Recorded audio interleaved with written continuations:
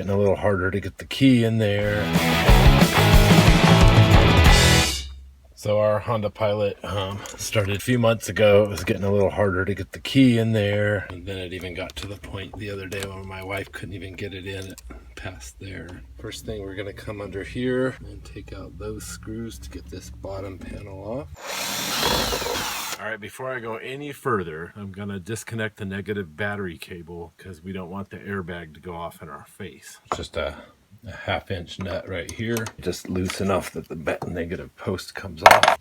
Just remember that resets everything. Okay, and then this cowling part, you just gotta pop it apart and just finagle it around all of this stuff. Yeah, it pops apart right here. That's interesting, I didn't expect that. It's a metal plate. Gonna set the screws from that down in here so we don't forget where those went. There's our ignition lock cylinder. Let's take off the top part of this cowling. All right, so I just got the top part of the cowling off. The camera wasn't rolling, but see that hole right there where the shifter lever goes through? You're gonna have trouble getting that out of there, and so you'll want the shifter to be as low as possible. However, since the battery is unplugged, you can't move the lever. But here's a cool thing. Thank you, Honda. If you push this lever down, it allows you to shift even without power. So you can put the lever way down here and then you can get that cowling off. So there's 3 different ways to solve our key problem, ranging from free to about $350. The first method is to knock out the wafers that are in here, basically making your car so it can turn on with anything, a screwdriver or anything. That's the free method. So the next option is the $25 method, at least I found. So inside here there's a cylinder, and I found one for $25. So that's the next option. What I'm trying to avoid doing is replacing the entire ignition lock cylinder assembly, which is, it's hard to see here, but it wraps around the top of the steering wheel, and it's got all this wire harness that goes down and plugs in. That thing I've seen for anywhere from like $250 to $350. So I want to avoid that if I can. So we're going to start taking this apart by removing these 2 screws here first. Okay, so I'm just going to unplug these little wire harnesses and just push in right here and pull behind it. Let's see where my index finger, pull them out of your way. And then the next screw is pretty hard to see, but once you see it, you'll get it under. Let's see where my screwdriver is. There. All right, so when I got that 3rd screw out, this whole thing just came off. That's what it looks like. Those are the three screws, one I dropped somewhere. Okay, so after that plastic piece came off, this is the last piece we got to get off before we can get to the cylinder, and there's 1 screw there that's going to be tricky to get to. Can't get the drill in there, so I'm using a regular screwdriver. Now when I pull that last screw out, if you don't have a magnet pan, highly recommend. So now that slips off. I'm just gonna probably let it hang. So now the cylinder, I've been showing it, slides out. All right, so to get that roll pin out of that hole, I've seen a lot of different ways that are kind of destructive. This is too, but in my situation, I think I'm gonna have to drill it. So you can drill next to the column in there to pull it out, but I'm afraid that will destroy the column for when I go to put a pin back in when I fix it. So I'm going to try going in at a 90. This thing must be aluminum because it drills pretty easily. Another thing I've tried is to drive a screw into it, try to get enough bite to where I can grab it with my pliers and pull it. Let's see if this works. So this eventually worked, but I kind of trashed this a lot, so I hope I can get a new pin in later. But I used this hook tool, went in through my side hole and just scraped the side of it, and it takes a lot of pulling and scraping, but the pin finally came out, and then now the cylinder is now free to come out. You gotta be careful because I think I don't want to lose that spring right there. Okay, so the next part is to take the cylinder out from inside of here. There's a spring there, so don't lose that. And then this piece is going to come off, but there's another roll pin right here. Good thing about this one though is it just goes through, so you just got to punch it out somehow. Now this is getting in the way. Now I just learned the hard way, don't jack around with that because there's a tiny little pin that goes in that hole. Luckily, it fell down on the floor and I found it. So don't pull up on that unless you're ready to catch that pin. And also don't hammer this roll pin that way, because I thought it might be short enough to pop through there and it's not. So now I need to back the pin back out this way. So I'm going to take this opportunity to take this plastic piece off. There's a spring in there, don't lose that. So then this piece, this big knifey key looking thing comes out. That pin right there has got to slide out this way, and it's surrounded by a collar right there, so you can't even grab it with pliers or anything. And then this is in the way, so I think the only way I'm going to get to it is to put a hole right there. So I'm going to drill down to it that way. I'm just going to have to eyeball it, I guess. The bit was in the right place, because when it popped through, it went all the way through and pushed the pin.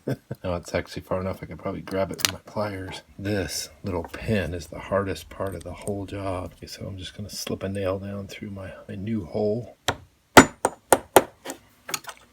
There we go. And now this ring should come off. Oh, I gotta get my nail out first. Luckily, I watched a bunch of other videos, and you need to pay attention to what way this all goes. I'm gonna mark tops of things with a Sharpie. I noticed something was kind of holding it in that hole there, so I just pushed down, and now it's coming out. Now this is the barrel with the wafers. They do just kind of flop out of there. You can, at this point, try to just take out the ones that are bad, and then you can still use your key. I think it can work with just a couple, or maybe even just one set, but I'm just kind of done messing with it, so I'm taking them all out. And under each wafer is a little tiny spring that pushes them up, and you want to get those out too, because if you don't, they're going to fall down in there and jam things up in the future. Now, looking at my wafers, I can't really tell. I mean, they all look okay. I really don't know what has been holding my key up, but maybe it was a bad spring or something. But these springs are really small. I'm just going to pull them out with a magnet. And there's one under each wafer. So now, essentially, I've made my car something that will start with anything that will slide down in here. Now it will just turn. There's no wafers to stop this barrel from turning. But remember, with a chipped key, it's to be near the transponder though. And so we're going to keep our key just like we always have. Use our key to be the thing that turns it. If somebody happened to know that I had done this to my car, they could just use whatever to turn it on. But they would still need this chip though, so it's still not going to be super easy. Now that the wafers are all out, I'm just going to put it all back together.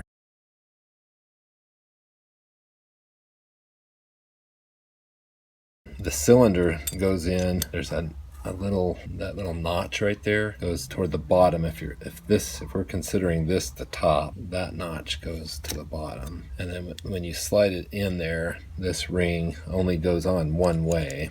And that was the one that we marked. This will only slide on one way that way, and you can tell if it's right because when you turn it, you're going to be able to get a pin back in that little hole. And luckily I didn't destroy this pin, so I've got that to put back in. Just a couple little taps. Okay, so that's back. There's a teeny little spring right there, a tiny little pin.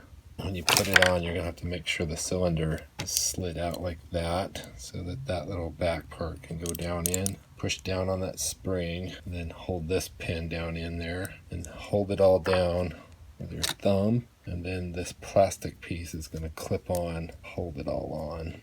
I think we're ready to go back into the car. Oh yeah, and before you slide it back in, don't forget this spring right there. That one's really important because it kind of pushes your cylinder outward and keeps tension on it. It just slides back in. Try not to drop that spring. The spring goes to that center point. Don't have the key in when you do it, because the key actually goes in and pushes this in such a way that you can't get it to slide all the way in. You need it to be able to flex a little. Carefully slide it in so as not to lose that little pin, because without that pin, then this thing falls too far down and then it won't go all the way in. So we're gonna have to get the roll pin back in to hold this part down like that.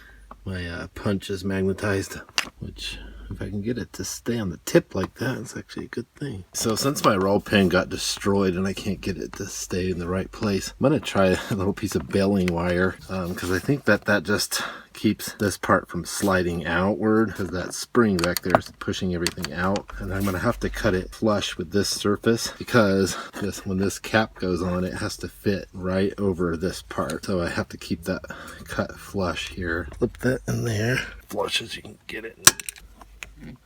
And when you get that screw in, now put this one in up here. We'll get it.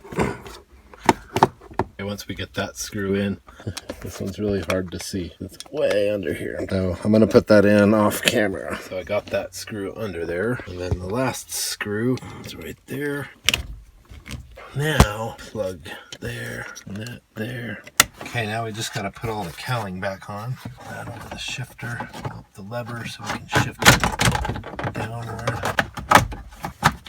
There is a metal piece in here that's free about the screws, so it will just plop out of there. It's always the part you think is going to be the easiest, turns out being almost the hardest. There we go. Put the front part toward you up first. There we go.